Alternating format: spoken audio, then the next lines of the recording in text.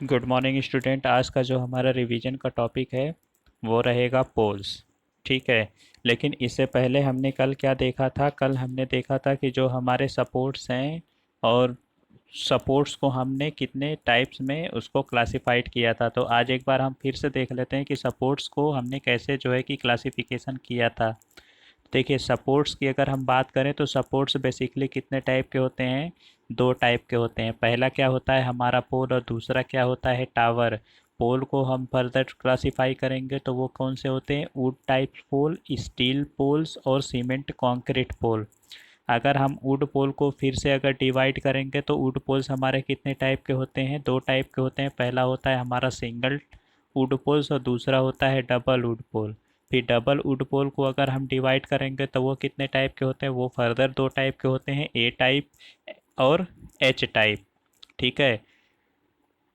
इसके बाद फिर अगर दूसरा टाइप्स हो गया वुड पोल का स्टील। स्टील कितने टाइप का होता है? तीन टाइप का होता है। पहला होता है ट्यूबलर पोल, दूसरा होता है लैटिस स्टील पोल और तीसरा होता है सॉलिड पोल्स। ठीक। अगर हम बात करेंगे ट्यूबलर स्टील पोल की तो वो जो है कि दो टाइप के होते हैं। पहला होता है हमारा कास्टिंग और दूसरा होता है हमारा फोल्डिंग। ठीक। और अगर हम बात करें सॉलिड पोल्स की तो सॉलिड पोल्स भी हमारे दो टाइप के होते हैं। पहला होता है T cross section type solid pole और T cross section type solid pole. ठीक है। तो ये जो है कि क्लासिफिकेशन किसका है? पोल्स का। पोल्स का अगर क्लासिफिकेशन देखें तो क्या चीज़ है? Would steel concrete. वुड जो है कि कितने टाइप के हैं? Single wood pole, double wood pole, double wood pole A type, H type. Steel poles की बात करेंगे तो ट्यूबलर, लैटिस और सॉलिड। अगर हम बात करेंगे ट्यूबलर पोल की तो ट्यूबलर पोल कितने टाइप के होते हैं? कास्टिंग ट्यूबलर पोल और फोल्डिंग ट्यूबलर पोल। इसके बाद इस सॉलिड पोल्स की बात करेंगे तो टी क्रॉस सेक्शन और आई क्रॉस सेक्शन। फिर अगर हम बात करेंगे किसकी? टावर की। ठीक है। तो टावर हमारे कितने टाइप के होते हैं? दो टाइप के होते हैं। पहला होता है हमारा नैरो बेस लैटिस टावर, जिसको हम NBLT से डिनोट करते हैं, और दूसरा होता है हमारा ब्रॉड बेस लैटिस टावर, जिनको हम BBLT से डिनोट करते हैं। अच्छा, अगर हम बात करेंगे अभी पोल्स की ही तो पोल्स का जो सीमेंट कंक्रीट पोल होता है वो दो टाइप के होते हैं। पहला होता है हमारा PCC पोल, जिसको हम क्या कहते हैं? प्री स्ट्रेस्ड सीमेंट कंक्रीट पोल। और दूसरा होता है हमारा RCC पोल, जिसको हम कहते हैं री इन्फोर्स्ड सीमेंट कंक्रीट पोल। ठीक है। तो ये जो है कि क्लासिफिकेशन किसका है? सपोर्ट्स का। तो अब हम बात करेंगे किसके बारे में? पोल्स के बारे में। तो देखिए, पोल क्या होता है? तो पोल में सबसे पहला हमारा कौन सा टाइप था? वुड पोल्स का। ठीक है। पोल्स हमारा कौन सा था? वुड पोल का। तो वुड पोल्स क्या होता है? तो इस प्रकार का जो पोल होता है वो एक दूसरे के पोल्स से हल्के और सस्ते होते हैं। ठीक है। जितने भी हमारे दूसरे टाइप के जो पोल्स हैं वो उन सब पोल की अपेक्षा क्या होता है? हमारा वुड पोल्स जो है सस्ता होता है। ठीक है। ये इनका जो यूज कहाँ पर होता है? लो वोल्टेज की सप्लाई के लिए जो है कि हम इसका यूज़ करते हैं। और इस टाइप का जो पोल होता है हमारा वो किसका बना होता है? वो एक साल या फिर चीड़ की लकड़ी का जो है कि बनाया जाता है। और इसमें क्या होती है? एक इसकी डीमेरिट ये होती है कि इस पोल में क्या हो जाएगा? नमी हो सकता है या फिर जो है कि उसमें दीमक लग जाते हैं।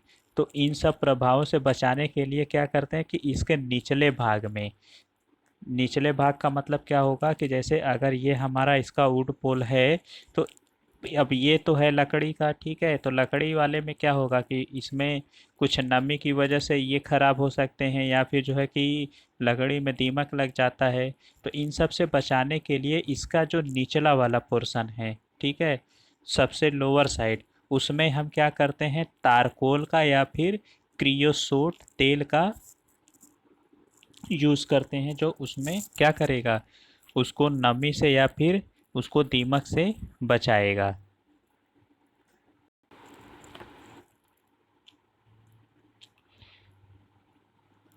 और देखिए, इसको हम क्या करते हैं? इसका जो पोल मतलब इसकी जो स्पैन होती है वो कितने मीटर तक होती है, वो लगभग 85 मीटर तक की होती है। यानी 85 मीटर से कम आपसी दूरी पर लगाए गए पोल्स एक ही सीधी लकड़ी के हो सकते हैं, परंतु इससे अधिक दूरी के लिए यह ए टाइप या फिर एच टाइप पोल का प्रयोग करते हैं। कहने का मतलब ये है कि जैसे मान लीजिए कि अगर दो पोलों के बीच की दूरी इसमें कितना हो सकता है, 85 मीटर, यानी 85 मीटर तक की अगर जो हम स्पैन का यूज़ कर रहे हैं तो उस केस में क्या होगा कि हम सिंगल वुड पोल का हम यूज़ कर सकते हैं, वो भी सीधा में। सीधा का मतलब लकड़ी सीधा नहीं, ये जो हमारा स्पैन है वो सीधा होना चाहिए। लेकिन अगर ये दूरी स्पैन, अगर हम स्पैन को बढ़ा रहे हैं तो इस केस में हमको कौन सा पोल यूज़ करना पड़ेगा, ए टाइप का या फिर जो है एच टाइप का पोल हम यूज़ करते हैं। ठीक है, तो इसमें देखिए कुछ नोट हैं। पहला क्या है कि लकड़ी के खंभे प्रायः सिंगल सर्किट के लिए ही सुरक्षित हैं। सिंगल सर्किट का मतलब क्या चीज़ होता है कि आजकल हम लोग देखते हैं कि 3 फेज वायर जाते हैं। ठीक है, तो हम इस पर क्या करते हैं कि 3 फेज वायर ना ले जा करके 3 फेज 4 वायर, ठीक, तो 3 फेज 4 वायर ना ले जा करके हम केवल क्या करेंगे, एक ही वायर लेके जाएंगे, एक वायर। तो इसी को हम बोलेंगे क्या चीज़, सिंगल सर्किट। तो जो वुड पोल्स होता है, वुड पोल्स केवल सिंगल सर्किट के लिए ही सुरक्षित हैं। सेकेंड पॉइंट क्या है कि खंभे को, जो खंभा है पोल्स है हमारा, उसको गर्मी से या फिर पानी से बचाने के लिए इसके ऊपरी सिरे पर हम क्या करते हैं, यानी अगर ये हमारा पोल्स है तो इसका जो ऊपरी सिरा है इस पर हम एक कैप लगाते हैं, और वो कैप कौन सी इसका होता है, जस्तीकृत यानी गैल्वनाइज्ड आयरन का होता है, गैल्वनाइज्ड आयरन का। ठीक है, तो जो ये पोल है इसको गर्मी से या फिर पानी से बचाने के लिए इसके ऊपरी सिरे पर हम क्या करते हैं, गैल्वनाइज्ड आयरन का एक कैप लगा देते हैं, और उसको हम क्या करते हैं, अर्थ वायर से उसको अर्थ कर देते हैं। ठीक है, अब बात करें हम टाइप्स ऑफ वुड पोल्स की।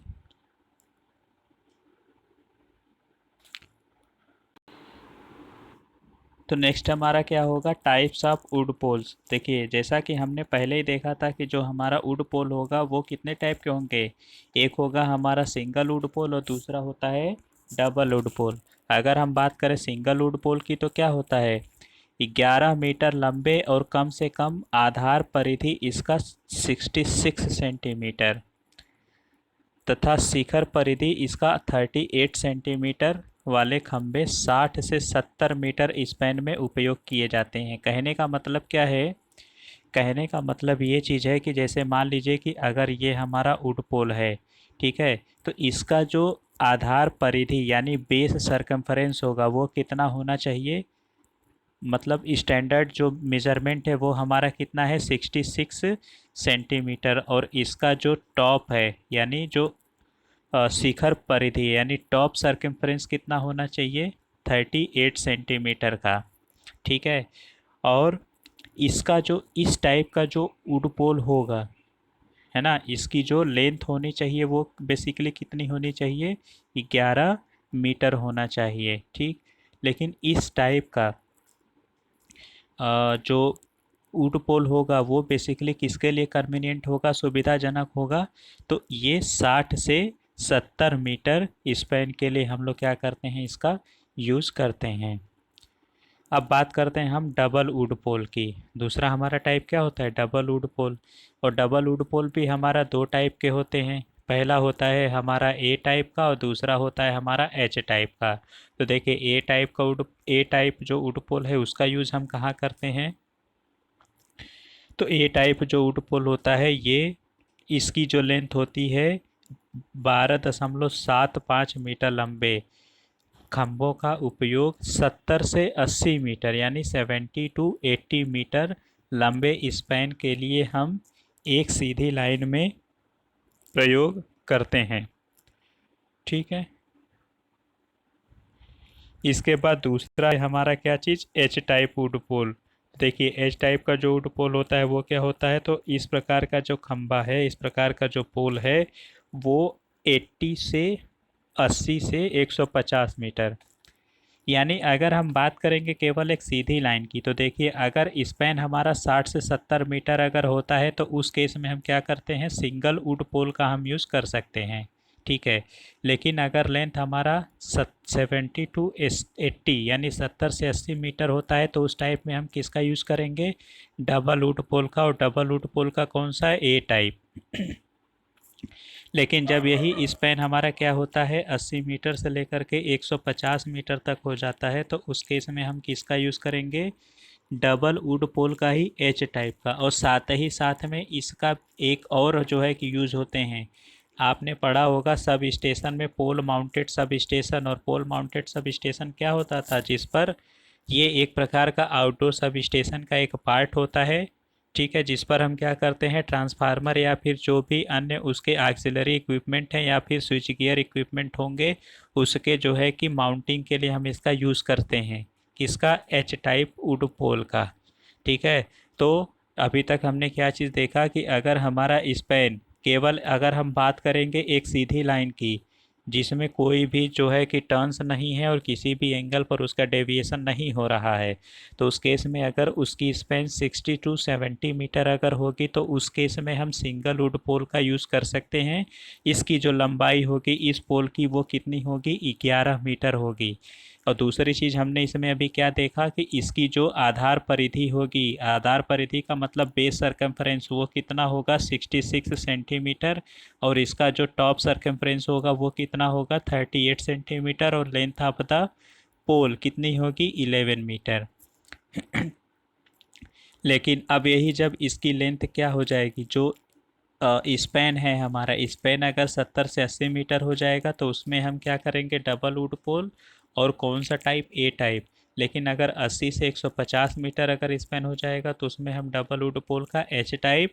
और साथ ही साथ में हम क्या करते हैं, पोल माउंटिंग सब स्टेशन में भी हम इसका यूज़ करते हैं, ठीक है। नेक्स्ट है हमारा क्या चीज़, अब इसका मेरिट, यानी वुड टाइप पुल जो है उसके क्या क्या गुण हैं, उसकी क्या क्या क्वालिटी हैं। तो देखिए जो पहला जो प्रॉपर्टी है, इसका पहला प्रॉपर्टी है कि जो हमारा लकड़ी का खंबा है यानी जो वुड पोल है, ये लकड़ी क्या होता है, वुड पोल्स विद्युत के क्या होते हैं, कुचालक होते हैं। यानी इसमें अगर ज़्यादा देखा जाए तो इंसुलेटिंग मटेरियल इसमें मौजूद होता है, ठीक है। तो एक प्रॉपर्टी इसका ये हो गया क्या चीज़, कि ये विद्युत के कुचालक होते हैं। दूसरी बात ये है कि ये जो है कि और भी जितने टाइप के हमारे पोल्स हैं उन सब पोल्स में ये क्या होगा, जो वुड पोल्स होगा ये उनके कंपैरिजन में हल्का होगा, यानी इसका ट्रांसपोर्टेशन कॉस्ट क्या होगा, कम होगा, ठीक है। नेक्स्ट है हमारा, तो अब देखिए अगर ये भार में अगर हल्के हैं तो उस केस में ये क्या हो जाएगा, इसका जो ट्रांसपोर्टेशन कॉस्ट होगा वो कम होगा, यानी परिवहन कीमत क्या हो जाएगी, इसकी कम हो जाएगी।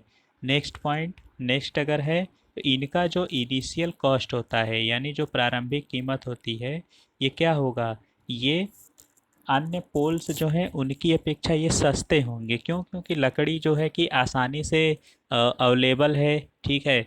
तो जब जो चीज़ें आसानी से अवेलेबल होगा तो उसका जो कॉस्ट होगा वो क्या होगा, कम होगा। तो अन्य पोल्स की अपेक्षा इसका इनिशियल कॉस्ट क्या है, कम है। नेक्स्ट पॉइंट हमारा क्या है कि जो जंगली प्रदेश हैं यानी जहाँ पर जंगल होते हैं वहाँ पर ये क्या होते हैं, आसानी से उपलब्ध हो जाते हैं, ठीक है। अब बात करते हैं इसका डीमेरिट, यानी इसका जो है कि क्या नुकसान है, इसके क्या अवगुण हैं। तो देखिए इसके जो है कि बहुत डीमेरिट हैं। तो पहला इसका डीमेरिट क्या चीज़ है कि इसका जो मैकेनिकल स्ट्रेंथ होता है यानी इसकी जो मजबूती होती है वो अन्य पोल्स की अपेक्षा क्या होती है, बहुत कम होती है, ठीक है। नेक्स्ट जो है इसका डीमेरिट ये है कि ये बहुत ही क्या होते हैं, लचकदार होते हैं। लचकदार का मतलब क्या होता है, इनका जो बेंडिंग बोले तो बेंडिंग प्रॉपर्टी, यानी बहुत आसानी से क्या होता है, ये झुक जाएंगे। यानी इस पर जैसे ही हम कुछ ज़्यादा अगर लोड अगर डालेंगे तो ये क्या हो सकते हैं, वो बेंड हो सकते हैं। तो जिससे नुकसान क्या होगा, अगर हम सिंगल सर्किट अगर ले जा रहे हैं या फिर किसी वजह से लेकर के जा रहे हैं तो उसका क्लियरेंस क्या हो सकता है, कम हो जाएगा। ठीक है। अगर ये किसी वजह से अगर झुक गए या अगर लोड की वजह से इसमें अगर किसी प्रकार का कोई बेंडिंग अगर इसमें हो गया तो जो क्लियरेंस होगा वो क्या हो जाएगा, कम हो जाएगा। अगला जो इसका डीमेरिट वो है कि इसमें दीमक लगने का भय होता है। अब हमें ये पता है कि जो लकड़ी है, लकड़ी में क्या हो सकते हैं, उसमें दीमक लग सकते हैं। वो जो है कि कमज़ोर हो जाएगा आगे चल करके। तो ये कह सकते हैं कि जो वुड टाइप पोल होगा, अन्य पोल्स की अपेक्षा क्या है कि इसकी लाइफ कम है, यानी दीमक लग जाएगा। ठीक है। और ये दीमक लगने की वजह से क्या हो जाएंगे, कमज़ोर हो जाएंगे। नेक्स्ट है हमारा क्या चीज़, नेक्स्ट डीमेरिट इसका है कि जो लकड़ी है, अगर हम वुड टाइप पोल का यूज़ कर रहे हैं तो इसमें आग भी लग सकता है, यानी इसमें आग लगने का भय होता है। फिर नेक्स्ट है हमारा क्या, कि इनका जो जीवन काल है यानी लाइफ टाइम पीरियड है वो क्या होता है, जो और भी सारे पोल्स हैं, कौन से स्टील पोल और इसके बाद लैटिस पोल या टावर या जितने भी सब कुछ हैं उनकी अपेक्षा क्या होगा, इन इसका जीवन काल यानी लाइफ स्पैन क्या होगा, कम होगा। फिर है नेक्स्ट, आंधी तूफान या तेज हवा में टूट सकते हैं, क्योंकि जो वुड होता है, जो लकड़ी होता है वो क्या होते हैं, काफ़ी लचकदार होते हैं। अगर हवा चलेगा या फिर अगर आंधी अगर आया तो उसके इसमें उस पर प्रेशर ज़्यादा पड़ेगा, जिसकी वजह से उस पर लोड बढ़ जाएगा। इफ़ेक्टिव लोड बढ़ने के कारण से क्या होगा, वो टूट सकते हैं। फिर नेक्स्ट है हमारा कि इसमें निरंतर जो है कि मेंटेनेंस की आवश्यकता रहती है। मेंटेनेंस किस टाइप का, मेंटेनेंस उस टाइप का होता है कि जैसे मान लो कि अगर कहीं पर हमने वुड पोल साइकिल लगाया तो उसमें वो कहीं से फट तो नहीं रहा है, कहीं से कहीं टूटा हुआ तो नहीं है, या फिर जो है कि उसमें कहीं कोई दीमक तो नहीं लग रहा है, तो इस सब चीज़ की मेंटेनेंस की इसमें क्या होगी, आवश्यकता पड़ेगी। तो ये रहा हमारा वुड पोल्स। आज के लिए इतना ही, कल हम आगे देखेंगे कि स्टील पोल्स को। ठीक है, ओके, थैंक यू।